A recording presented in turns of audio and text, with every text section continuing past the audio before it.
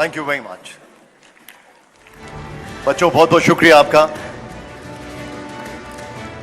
And imagine 5, 10, 15, 20 years from now, you'll have this picture with the Prime Minister of India. Thank you very much. Thank you to all of our guests. Can I please request Mr. Barun Das to please stay on stage and deliver his opening speech.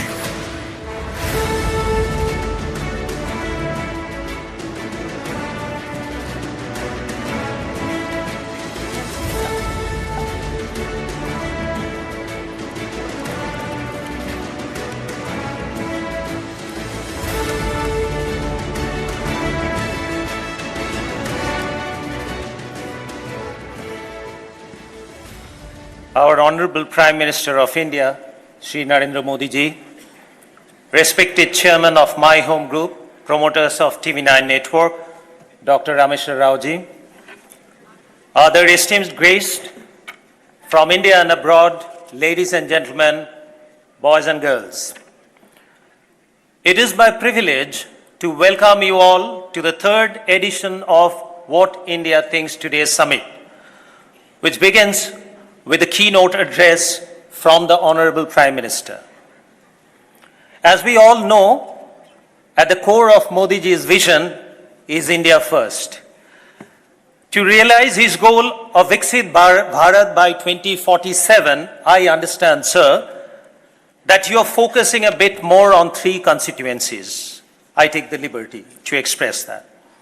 These constituencies are the youth of India, the women of India, and the Indian diaspora. I have always maintained that women empowerment and women development should be the foundation of anything that we do as a society. So today, we have turned our focus to the other 2 constituencies. As far as the global diaspora is concerned, we at TV9 Network have initiated our engagement last year in the News 9 Global Summit at Stuttgart, Germany, which will be bigger and better in October later this year. We also have 2 more geographies on our radar, the UAE and the US for News 9 Global Summit. These are initiatives that precede TV9 Network's global expansion under the guidance of our chairman, Dr. Rameshwar Rao. Today, we have 5 international locations: London, Abu Dhabi, Melbourne, Munich, and Paris. The members of the Indian diaspora have gathered there already to watch the Honorable PM's keynote address live. Our second constituency is the youth. I have observed that whenever the Honorable Prime Minister interacts with the children, there's a unique chemistry at play.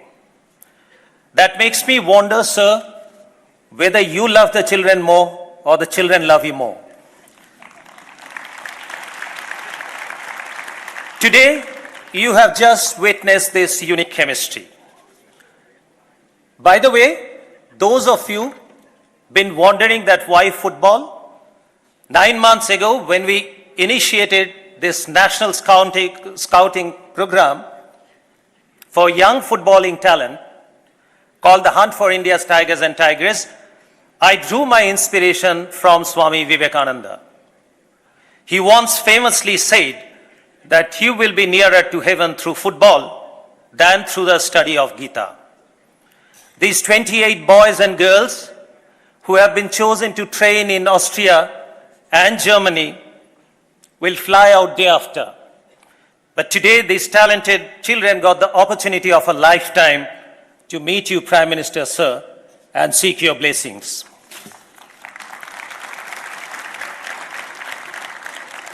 I have no doubt that these young tigers and tigresses, some of them, if not all of them, will eventually bring glory to our country.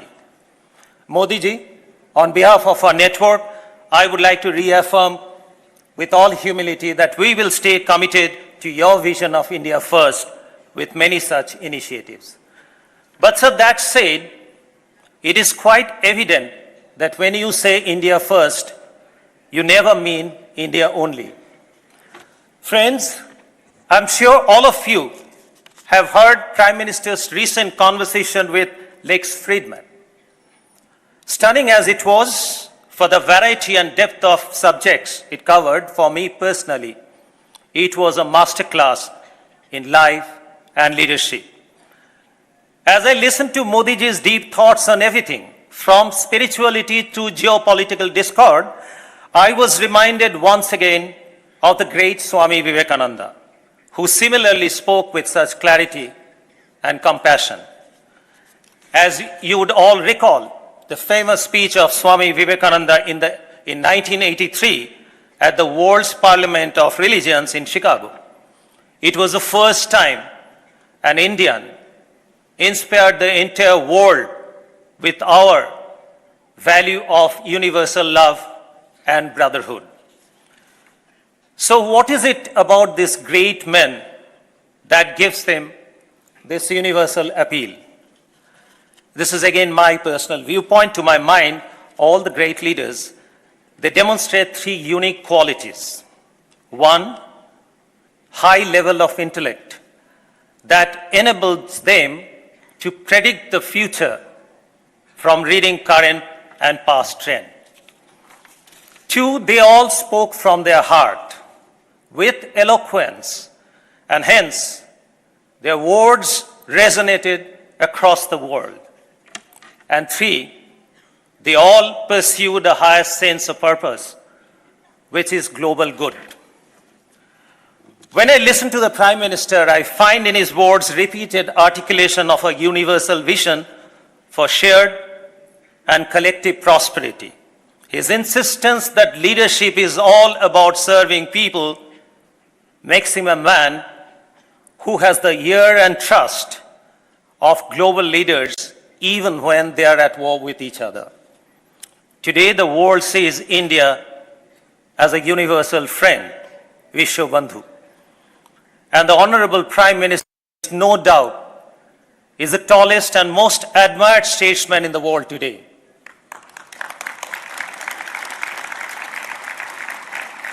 Napoleon Bonaparte, though I agree that he himself couldn't live up to it to that extent, has once said, "The heart of a statesman should be in his head." Your actions have demonstrated that without any doubt to a world who is keenly watching. We are grateful, sir.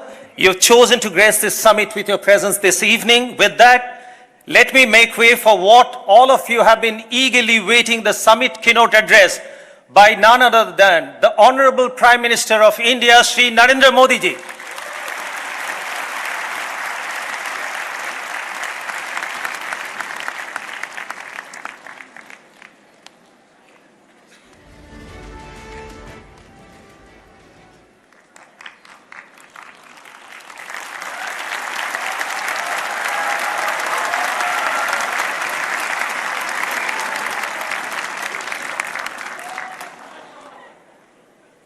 श्रीमान रामेश्वर गारू जी,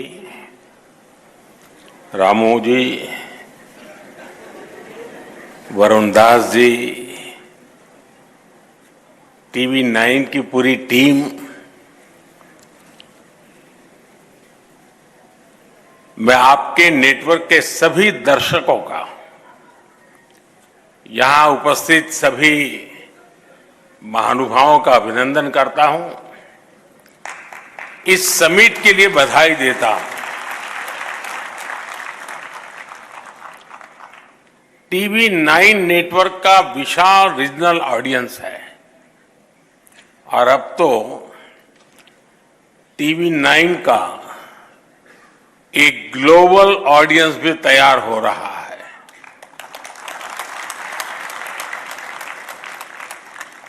इस summit में अनेक देशों से Indian diaspora के लोग विशेष तौर पर लाइव जुड़े हुए हैं। कई देशों के लोगों को मैं यहां से देख भी रहा हूं, वे लोग वहां से वेव कर रहे हैं। हो सकता है मैं सभी को शुभकामनाएं देता हूं। मैं यहां नीचे स्क्रीन पर हिंदुस्तान के अनेक शहरों में बैठे हुए सब दर्शकों को भी उतने ही उत्साह उमंग से देख रहा हूं। मेरी तरफ से उनका भी स्वागत है। साथियों, आज विश्व की दृष्टि भारत पर है, हमारे देश पर है।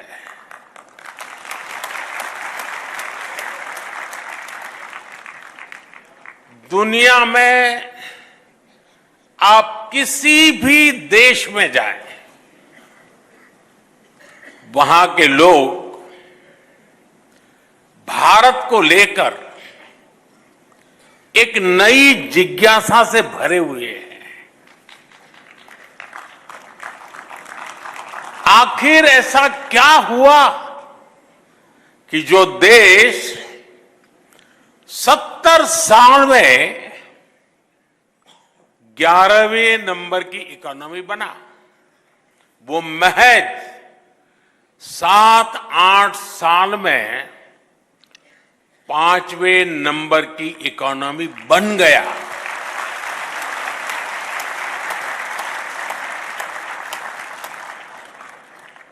अभी आईएमएफ के नए आंकड़े सामने आए हैं। वो आंकड़े कहते हैं कि भारत दुनिया की एकमात्र मेजर इकोनॉमी है जिसने 10 वर्षों में अपने जीडीपी को डबल किया है।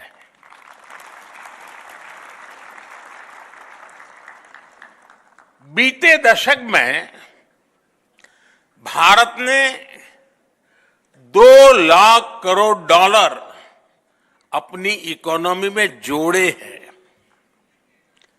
जीडीपी का डबल होना सिर्फ आंकड़ों का बदलना मात्र नहीं है, इसका इंपैक्ट देखिए। 25 करोड़ लोग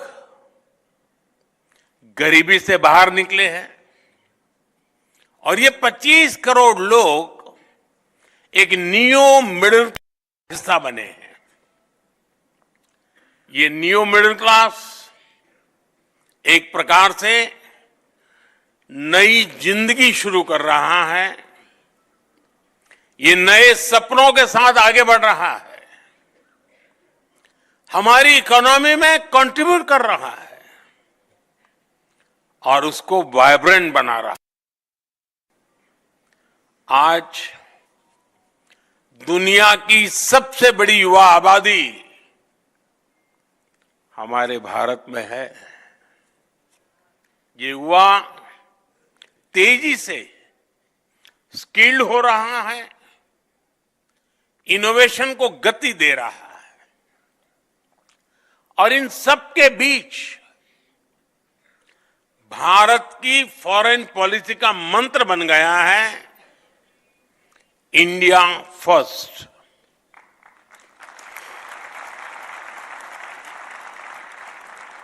एक जमाने में भारत की पॉलिसी थी सबसे समान रूप से दूरी बनाकर चलो, इक्वी डिस्टेंस की पॉलिसी। आज के भारत की पॉलिसी है सबके समान रूप से करीब होकर चलो, इक्वी क्लोजनेस की पॉलिसी। दुनिया के देश भारत की ओपिनियन को, भारत के इनोवेशन को, भारत के एफर्ट्स को जैसा महत्व आज दे रहे हैं वैसा पहले कभी नहीं हुआ। आज दुनिया की नजर भारत पर है। आज दुनिया जानना चाहती है व्हाट इंडिया थिंक टुडे।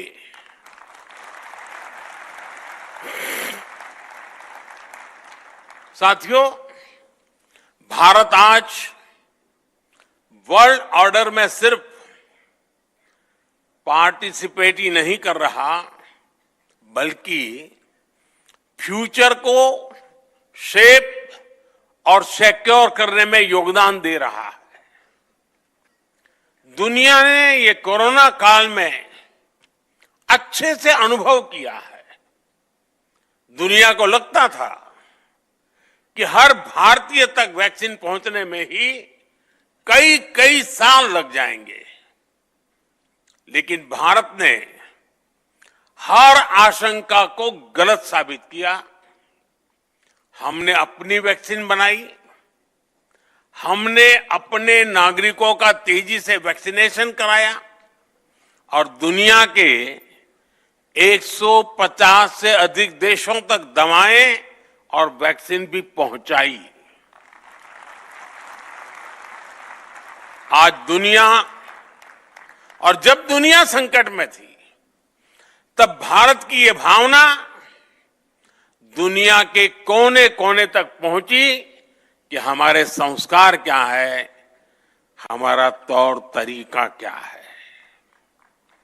साथियों, अतीत में दुनिया ने देखा है कि दूसरे विश्व युद्ध के बाद जब भी कोई वैश्विक संगठन बना, उसमें कुछ देशों की ही मोनोपोली रही। भारत ने मोनोपोली नहीं, बल्कि मानवता को सर्वोपरि रखा। भारत ने 21वीं सदी के ग्लोबल इंस्टीट्यूशन के गठन का रास्ता बनाया और हमने ये ध्यान रखा कि सबकी भागीदारी हो, सबका योगदान हो।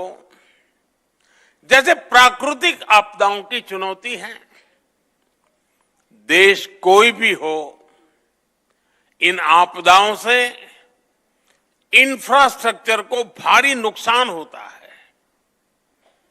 आज ही म्यांमार में जो भूकंप आया है, आप टीवी पर देखें तो बहुत बड़ी बड़ी इमारतें ध्वस्त हो रही है, ब्रिज टूट रहे हैं। और इसलिए भारत ने coalition for disaster resilient infrastructure CDRI नाम से एक वैश्विक नया संगठन बनाने की पहल की। ये सिर्फ एक संगठन नहीं, बल्कि दुनिया को प्राकृतिक आपदाओं के लिए तैयार करने का संकल्प है। भारत का प्रयास है प्राकृतिक आपदा से पुल, सड़कें, बिल्डिंग्स, पावर ग्रिड, ऐसा हर इंफ्रास्ट्रक्चर सुरक्षित रहे, सुरक्षित निर्माण हो। साथियों, चुनौतियों से निपटने के लिए हर देश का मिलकर काम करना बहुत जरूरी है। ऐसी एक चुनौती है हमारे एनर्जी रिसोर्सेज की। इसलिए पूरी दुनिया की चिंता करते हुए भारत ने इंटरनेशनल सोलर अलायंस ISA का समाधान दिया है, ताकि छोटे से छोटा देश भी सस्टेनेबल एनर्जी का लाभ उठा सके। इससे क्लाइमेट पर तो पॉजिटिव असर होगा ही, ये ग्लोबल साउथ के देशों की एनर्जी नीड्स को भी सिक्योर करेगा। और आप सबको ये जानकर गर्व होगा कि भारत के इस प्रयास के साथ आज दुनिया के 100 से अधिक देश जुड़ चुके हैं। साथियों, बीते कुछ समय से दुनिया ग्लोबल ट्रेड में असंतुलन और लॉजिस्टिक्स से जुड़ी चैलेंजेस का सामना कर रहा है। इन चुनौतियों से निपटने के लिए भी भारत ने दुनिया के साथ मिलकर नए प्रयास शुरू किए हैं। India middle east Europe economic corridor iMac ऐसा ही एक महत्वाकांक्षी प्रोजेक्ट है। ये प्रोजेक्ट कॉमर्स और कनेक्टिविटी के माध्यम से एशिया, यूरोप और मिडिल ईस्ट को जोड़ेगा। इससे आर्थिक संभावनाएं तो बढ़ेगी ही, दुनिया को ऑल्टरनेटिव ट्रेड रूट्स भी मिलेंगे। इससे ग्लोबल सप्लाई चेन भी और मजबूत होगी। साथियों, ग्लोबल सिस्टम्स को अधिक पार्टिसिपेटिव, अधिक डेमोक्रेटिक बनाने के लिए भी भारत ने अनेक कदम उठाए हैं और यहीं पर ही भारत मंडपम में G20 समिट हुई थी। उसमें अफ्रीकन यूनियन को G20 का परमानेंट मेंबर बनाया गया है। ये बहुत बड़ा ऐतिहासिक कदम है। इसकी मांग लंबे समय से हो रही थी, जो भारत की प्रेसिडेंसी में पूरी हुई। आज ग्लोबल डिसीजन मेकिंग इंस्टीट्यूशंस में भारत ग्लोबल साउथ के देशों की आवाज बन रहा है। इंटरनेशनल योगा डे, WHO का global centre for traditional medicine, artificial intelligence के लिए ग्लोबल फ्रेमवर्क, ऐसे कितने ही क्षेत्रों में भारत के प्रयासों ने नए वर्ल्ड ऑर्डर में अपनी मजबूत उपस्थिति दर्ज कराई है। और ये तो अभी शुरुआत है। ग्लोबल प्लेटफॉर्म पर भारत का सामर्थ्य नई ऊंचाई की तरफ बढ़ रहा है। साथियों, 21वीं सदी के 25 साल बीत चुके हैं।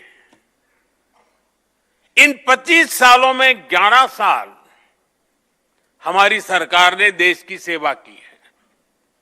और जब हम व्हाट इंडिया थिंक्स टुडे उससे जुड़ा सवाल उठाते हैं तो हमें ये भी देखना होगा कि पास्ट में क्या सवाल थे, क्या जवाब थे। इससे टीवी 9 के विशाल दर्शक समूह को भी अंदाजा होगा कि कैसे हम आत्मनिर्भरता से आत्मनिर्भरता तक, एस्पिरेशन से अचीवमेंट तक, डिस्परेशन से डेवलपमेंट तक पहुंचे हैं। आप याद करिए, एक दशक पहले गांव में जब टॉयलेट का सवाल आता था तो माताओं बहनों के पास रात ढलने के बाद और भोर होने से पहले का ही जवाब होता था। आज उसी सवाल का जवाब स्वच्छ भारत मिशन से मिलता है। 2013 में जब कोई इलाज की बात करता था तो महंगे इलाज की चर्चा होती थी। आज उसी सवाल का समाधान आयुष्मान भारत में नजर आता है। 2013 में किसी गरीब की रसोई की बात होती थी तो धुएं की तस्वीर सामने आती थी। आज उसी समस्या का समाधान उज्ज्वला योजना में दिखता है। 2013 में महिलाओं से बैंक खाते के बारे में पूछा जाता था तो चुप्पी साध लेती थी। आज जनधन योजना के कारण 30 करोड़ से ज्यादा बहनों का अपना बैंक अकाउंट है। 2013 में पीने के पानी के लिए कुएं और तालाबों की तक जाने की मजबूरी थी। आज उसी मजबूरी का हल हर घर नल से जल योजना में मिल रहा है। यानी सिर्फ दशक नहीं बदला, बल्कि लोगों की जिंदगी बदली है। और दुनिया भी इस बात को नोट कर रही है, भारत के डेवलपमेंट मॉडल को स्वीकार रही है। आज भारत सिर्फ नेशन ऑफ ड्रीम्स नहीं, बल्कि नेशन दैट डिलीवर्स भी है। साथियों, जब कोई देश अपने नागरिकों की सुविधा और समय को महत्व देता है, तब उस देश का समय भी बदलता है। यही आज हम भारत में अनुभव कर रहे हैं। मैं आपको एक उदाहरण देता हूं। पहले पासपोर्ट बनवाना कितना बड़ा काम था, ये आप जानते हैं। लंबी वेटिंग, बहुत सारे कॉम्प्लेक्स डॉक्यूमेंटेशन का प्रोसेस, अक्सर राज्यों की राजधानी में ही पासपोर्ट केंद्र होते थे। छोटे शहरों के लोगों को पासपोर्ट बनवाना होता था तो 1-2 दिन कहीं ठहरने का इंतजाम करके चलते थे। अब वो हालात पूरी तरह बदल गया है। एक आंकड़े पर आप ध्यान दीजिए। पहले देश में सिर्फ 77 पासपोर्ट सेवा केंद्र थे। आज इनकी संख्या 550 से ज्यादा हो गई है। पहले पासपोर्ट बनवाने में, और मैं 2013 के पहले की बात करूं, मैं पिछली शताब्दी की बात नहीं कर रहा हूं। पासपोर्ट बनवाने में जो वेटिंग टाइम 50 दिन तक होता था, वो अब 5-6 दिन तक सिमट गया है।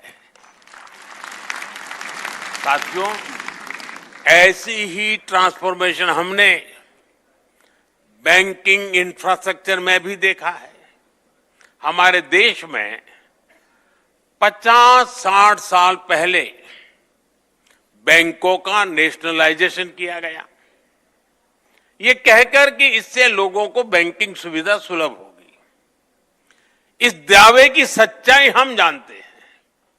हालत ये थी कि लाखों गांवों में बैंकिंग की कोई सुविधा ही नहीं थी। हमने स्थिति को भी बदला है। ऑनलाइन बैंकिंग तो हर घर में पहुंचाई है। आज देश के हर 5 किलोमीटर के दायरे में कोई न कोई बैंकिंग टच पॉइंट जरूर है। और हमने सिर्फ बैंकिंग इंफ्रास्ट्रक्चर का ही दायरा नहीं बढ़ाया, बल्कि बैंकिंग सिस्टम को भी मजबूत किया। आज बैंकों का एनपीए बहुत कम हो गया है। आज बैंकों का प्रॉफिट 1,40,000 करोड़ रुपए के नए रिकॉर्ड को पार कर चुका है। और इतना ही नहीं, जिन लोगों ने जनता को लूटा है, उनको भी अब लूटा हुआ धन लौटाना पड़ रहा है। जिस ईडी को दिन रात गालियां दी जा रही है, ईडी ने 22,000 करोड़ रुपए से अधिक वसूले हैं। ये कानूनी तरीके से उन पीड़ितों तक वापस पहुंचाया जा रहा है जिनसे ये पैसा लूटा गया था। साथियों, एफिशिएंसी से गवर्नमेंट इफेक्टिव होती है। कम समय में ज्यादा काम हो, कम रिसोर्सेज हो, फिजूल खर्ची ना हो, रेड टैप के बजाय रेड कारपेट पर बल हो। जब कोई सरकार ये करती है तो समझिए वो देश के संसाधनों को रिस्पेक्ट दे रही है। और पिछले 11 साल से हमारी सरकार की बड़ी प्राथमिकता रहा है। मैं कुछ उदाहरणों के साथ अपनी बात बताऊंगा। साथियों, अतीत में हमने देखा है कि सरकारें कैसे ज्यादा से ज्यादा लोगों को मिनिस्ट्रीज में एकोमोडेट करने की कोशिश करती थी, लेकिन हमारी सरकार ने अपने पहले कार्यकाल में ही कई मंत्रालयों का विलय कर दिया। आप सोचिए, अर्बन डेवलपमेंट अलग मंत्रालय था और housing and urban poverty alleviation अलग मंत्रालय था। हमने दोनों को मर्ज करके हाउसिंग एंड अर्बन अफेयर्स मंत्रालय बना दिया। इसी तरह मिनिस्ट्री ऑफ ओवरसीज अफेयर्स अलग था, विदेश मंत्रालय अलग था। हमने इन दोनों को भी एक साथ जोड़ दिया। पहले जल संसाधन नदी विकास मंत्रालय अलग था और पेयजल मंत्रालय अलग था। हमने इन्हें भी जोड़कर जल शक्ति मंत्रालय बना दिया। हमने राजनीतिक मजबूरी के बजाय देश की प्रायोरिटीज और देश के रिसोर्सेज को आगे रखा। साथियों, हमारी सरकार ने रूल्स और रेगुलेशंस को भी कम किया, उन्हें आसान बनाया। करीब 1500 ऐसे कानून थे जो समय के साथ अपना महत्व खो चुके थे, उनको हमारी सरकार ने खत्म किया। करीब 40,000 कंप्लायंसेस को हटाया गया। ऐसे कदमों से दो फायदे हुए। एक तो जनता को हैरेसमेंट से मुक्ति मिली और दूसरा सरकारी मशीनरी की एनर्जी भी बची। एक और एग्जाम्पल जीएसटी का है। 30 से ज्यादा टैक्सेस को मिलाकर एक टैक्स बना दिया गया है। इसको प्रोसेस के डॉक्यूमेंटेशन के हिसाब से देखे तो कितनी बड़ी बचत हुई है। साथियों, सरकारी खरीद में पहले कितनी फिजूल खर्ची होती थी, कितना करप्शन होता था, ये मीडिया के आप लोग आए दिन रिपोर्ट करते थे। हमने जेम यानी government e market place platform बनाया। अब सरकारी डिपार्टमेंट इस प्लेटफॉर्म पर अपनी जरूरतें बताते हैं, इसी पर वेंडर बोली लगाते हैं और फिर ऑर्डर दिया जाता है। इसके कारण भ्रष्टाचार की गुंजाइश कम हुई है और सरकार को 1 लाख करोड़ रुपए से अधिक की बचत हुई है। डायरेक्ट बेनिफिट ट्रांसफर डीबीटी की जो व्यवस्था भारत ने बनाई है, उसकी तो दुनिया में चर्चा है। डीबीटी की वजह से टैक्स पेयर के 3 लाख करोड़ रुपए से ज्यादा गलत हाथों में जाने से बचे हैं। 10 करोड़ से ज्यादा फर्जी लाभार्थी जिनका जन्म भी नहीं हुआ था, जो सरकारी योजनाओं का फायदा ले रहे थे, ऐसे फर्जी नामों को भी हमने कागजों से हटाया है। साथियों, हमारी सरकार टैक्स की पाई पाई का ईमानदारी से उपयोग करती है और टैक्स पेयर का भी सम्मान करती है। सरकार ने टैक्स सिस्टम को टैक्स पेयर फ्रेंडली बनाया है। आज आईटीआर फाइलिंग का प्रोसेस पहले से कहीं ज्यादा सरल और तेज है। पहले सीए की मदद के बिना आईटीआर फाइल करना मुश्किल होता था।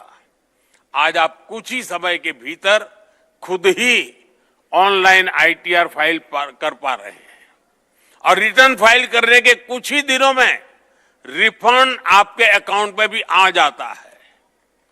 फेसलेस असेसमेंट स्कीम की टैक्स पेयर्स को परेशानियों से बचा रही है। गवर्नेंस में एफिशिएंसी से जुड़े ऐसे अनेक रिफॉर्म्स ने दुनिया को एक नया गवर्नेंस मॉडल दिया है। साथियों, पिछले 10-11 साल में भारत हर सेक्टर में बदला है, हर क्षेत्र में आगे बढ़ा है और एक बड़ा बदलाव सोच का आया है। आजादी के बाद के अनेक दशकों तक भारत में ऐसी सोच को बढ़ावा दिया गया जिसमें सिर्फ विदेशी को ही बेहतर माना गया। दुकान में भी कुछ खरीदने जाओ तो दुकानदार के पहले बोल यही होते थे, भाई साहब लीजिए ना, ये तो इंपोर्टेड है। आज स्थिति बदल गई है। आज लोग सामने से पूछते हैं, भाई मेड इन इंडिया है या नहीं है।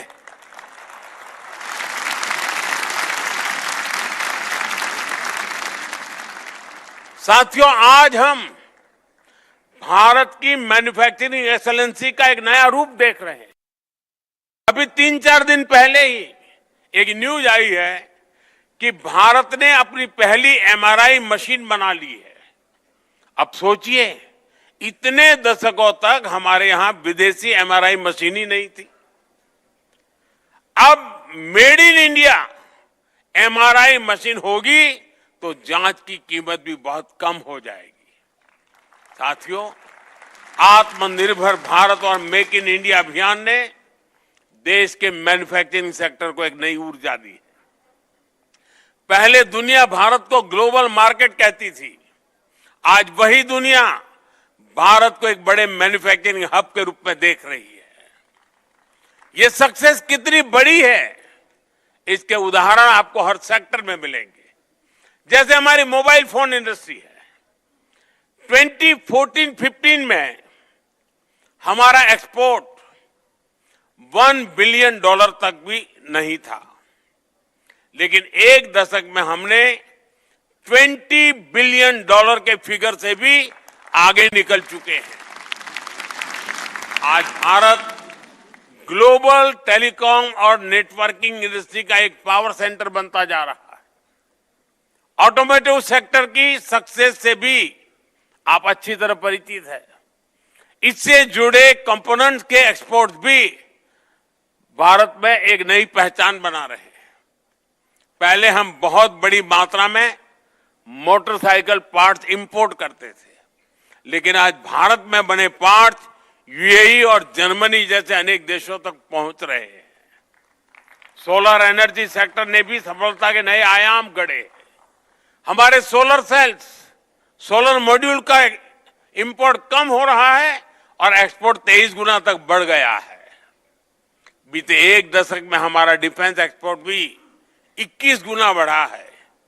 ये सारी अचीवमेंट्स देश की मैन्युफैक्चरिंग इकोनॉमी की ताकत को दिखाती है। ये दिखाती है कि भारत में कैसे हर सेक्टर में नई जॉब्स भी क्रिएट हो रही है। साथियों, TV9 की इस समिट में विस्तार से चर्चा होगी, अनेक विषयों पर मंथन होगा। आज हम जो भी सोचेंगे, जिस भी विजन पर आगे बढ़ेंगे, वो हमारे आने वाले कल को, देश के भविष्य को डिजाइन करेगा। पिछली शताब्दी के इसी दशक में भारत ने एक नई ऊर्जा के साथ आजादी के लिए नई यात्रा शुरू की थी और हमने 1947 में आजादी हासिल करके भी दिखाई। अब इस दशक में हम विकसित भारत के लक्ष्य के लिए चल रहे हैं और हमें 2047 तक विकसित भारत का सपना जरूर पूरा करना है। और जैसा मैंने लाल किले से कहा है, इसमें सबका प्रयास आवश्यक है। इस समिट का आयोजन कर TV9 ने भी अपनी तरफ से एक पॉजिटिव इनिशिएटिव लिया है। एक बार फिर आप सभी को इस समिट की सफलता के लिए मेरी ढेर सारी शुभकामनाएं हैं। मैं TV9 को विशेष रूप से बधाई दूंगा, क्योंकि पहले भी मीडिया हाउस समिट करते रहे हैं, लेकिन ज्यादातर एक छोटे से 5 स्टार होटल के कमरे में वो समिट होती थी और बोलने वाले भी वही, सुनने वाले भी वही, कमरा भी वही।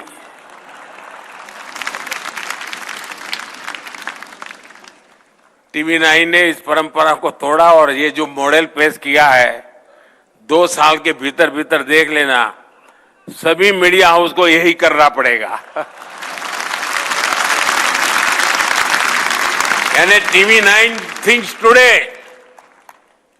वो भाग्यों के लिए रास्ता खोल देगा। मैं इस प्रयास के लिए बहुत बहुत अभिनंदन करता हूं आपकी पूरी टीम को। और सबसे बड़ी खुशी की बात है कि आपने इस इवेंट को एक मीडिया हाउस की भलाई के लिए नहीं, देश की भलाई के लिए आपने उसकी रचना की। 50,000 से ज्यादा नौजवानों के साथ एक मिशन मोड में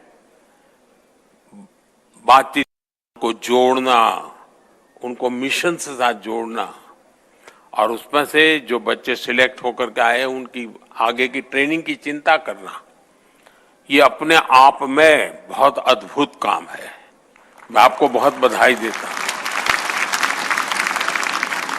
जिन नौजवानों से मुझे यहाँ फोटो निकलवाने का मौका मिला है, मुझे भी होनहार लोगों के साथ मैं अपनी फोटो निकलवा पाया।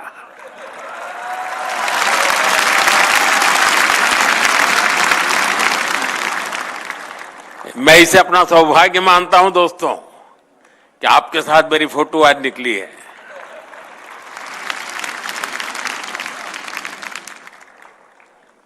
और मुझे पक्का विश्वास है कि सारी युवा पीढ़ी जो मुझे दिख रही है, 2047 में जब देश विकसित भारत बनेगा, सबसे ज्यादा बेनिफिशियरी आप लोग हैं।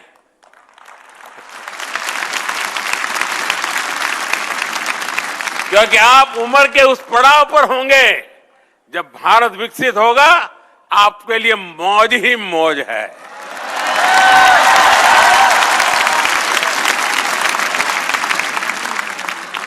आपको बहुत बहुत शुभकामनाएं। धन्यवाद।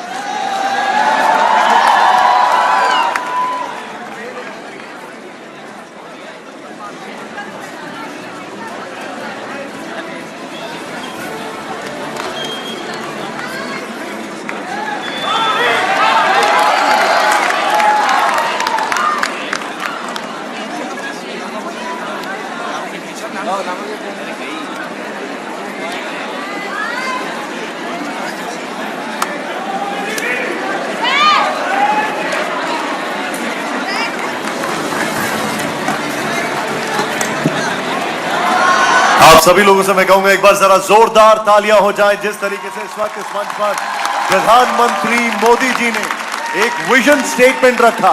2047 तक विकसित भारत का लक्ष्य।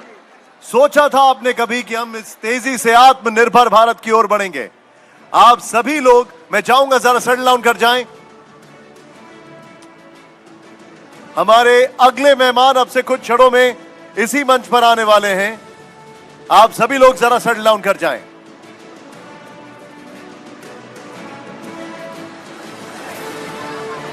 Let's hear a cheer also for all the children over here, and especially from the children in this corner. A huge round of applause. कैसा लगा आपको फोटो खिंचा करके?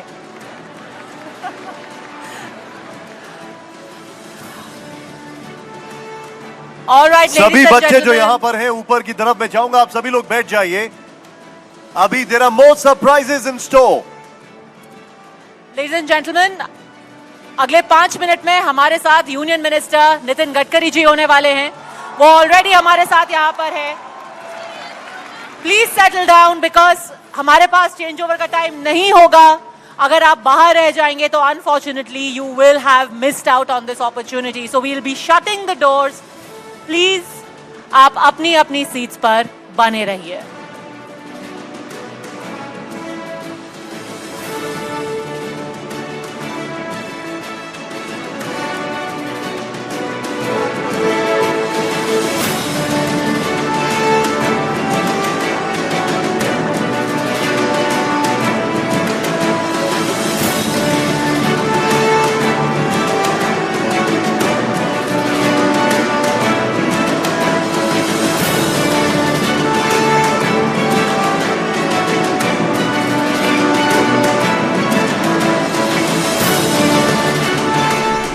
Then that was the riveting and inspiring keynote summit address by the Prime Minister of India, Shri Narendra Modi,